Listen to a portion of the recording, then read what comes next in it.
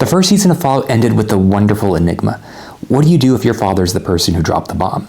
Who dropped an atomic bomb on a city because it was the best bastion for hope for humanity in the post-world era?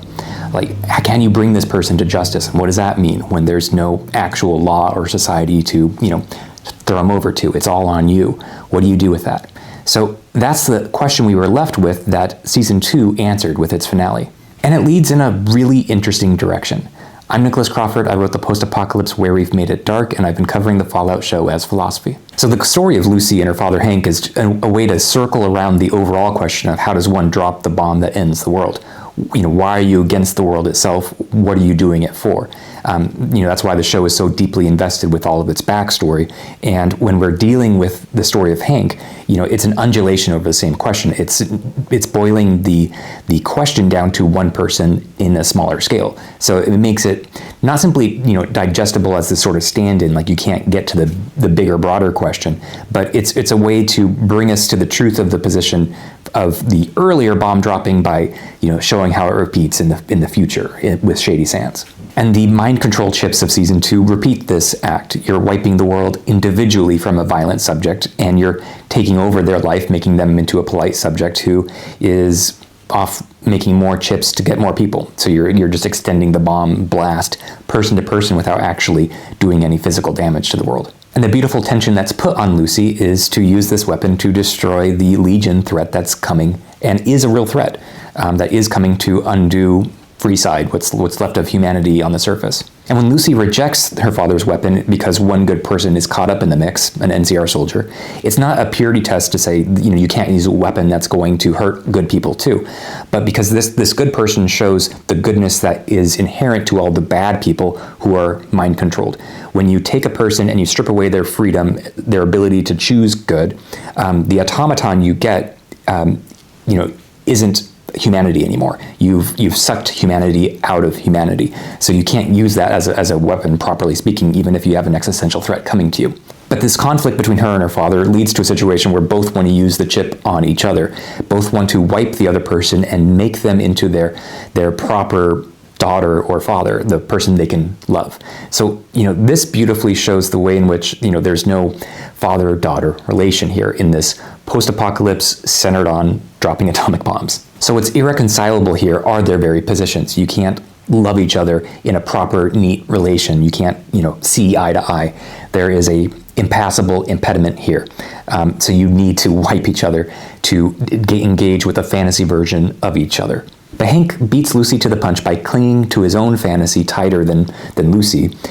He wipes himself in order to carry out whatever evil orchestration we'll see in the next season. He does that over submitting himself to Lucy's judgment and becoming the docile father for her. So there's a way in which he could have very easily accepted his fate and said, my love for you is such that I will give up my life, I will submit myself to your judgment fully.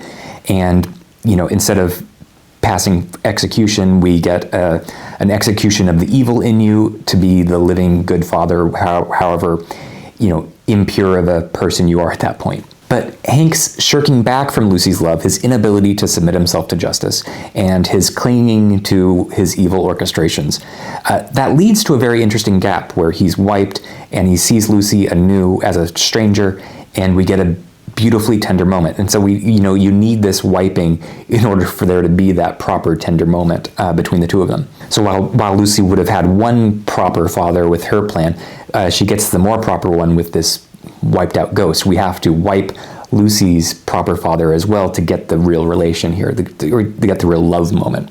So what this interesting displacement exposes is what's at work in justice and execution itself. So we have taken away the violence of execution and made it into this wiping a person and making them into a good, docile figure again. That's the thing that's at work in actual society when we actually execute people. We are wiping away their evil for the big other, for society itself, for ourselves psychically. So that enables us to move forward from the huge trauma that was caused by the evil individual, by their act. There's a dignity that's given to the evil person with their execution. They're restored to something that we can engage psychically, even if so many evil people are people who should only be forgotten.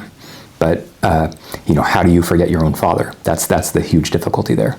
And the value of this Lucy Hank thing is, if we drop the bomb and end the world, we as humanity are the ones who did it. That struggle is an internal one. It's not just an out there evil threat coming to destroy us. It's coming from within. So the psychic mechanisms that enable someone to do something as horrible as that are ones we all are exposed to. So the Fallout show makes abundantly clear the apocalypse is our apocalypse, and the post-apocalypse we enjoy is because of an apocalypse. You can't have a post-apocalypse without getting to the apocalypse itself. When we cut that short and just want to play with post-apocalypse, we need to confront the question of the apocalypse, which is the most pressing question today.